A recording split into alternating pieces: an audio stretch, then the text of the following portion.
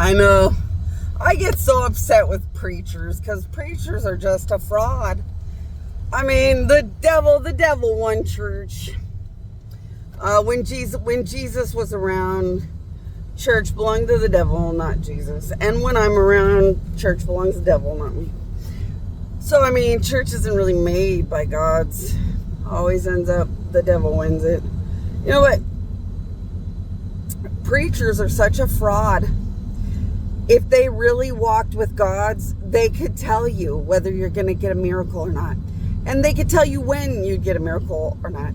And if a preacher was real, they could give you a step-by-step process to get to a miracle, or tell you that step-by-step process you can't qualify for it.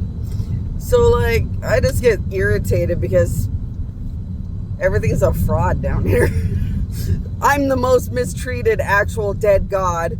And I know the United States just loves the way people treat me like crap no matter where I go, because I look like nothing.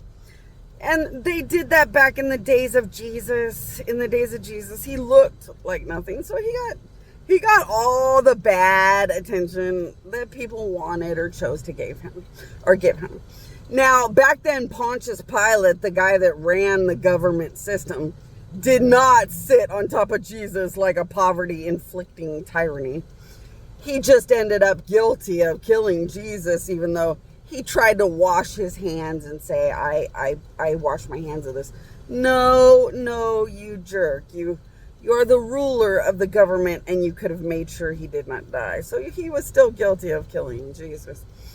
But the government didn't mistreat Jesus. In this case, government systems have done this to keep me in poverty and death suffering and all kinds of sickening things. So, when they tell you that you're the loser, I feel real sad for them, because reap what you sow means they have to live at the mercy of impossibility. Because when they laugh or treat me like a poor loser, and I have no real way to survive, provably no literal real way to survive, then it's real sad, because now reap what you sow, they don't have a real literal way to survive. They're going to realize overnight that suddenly they can't survive, and they don't know why.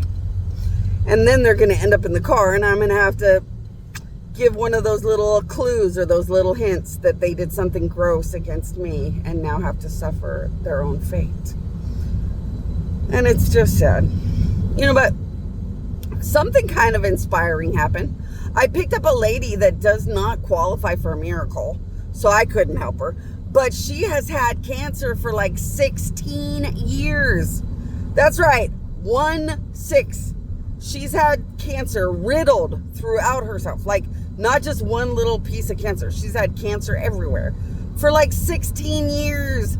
She's gone through impossible surgeries, all kinds of stuff. And she is alive and walking, and she has learned to live with cancer over all those years. And wow, what a remarkable, beautiful, strong lady. And she has wonderful family and friends that help her to be right next to where she has to go to her medical appointments.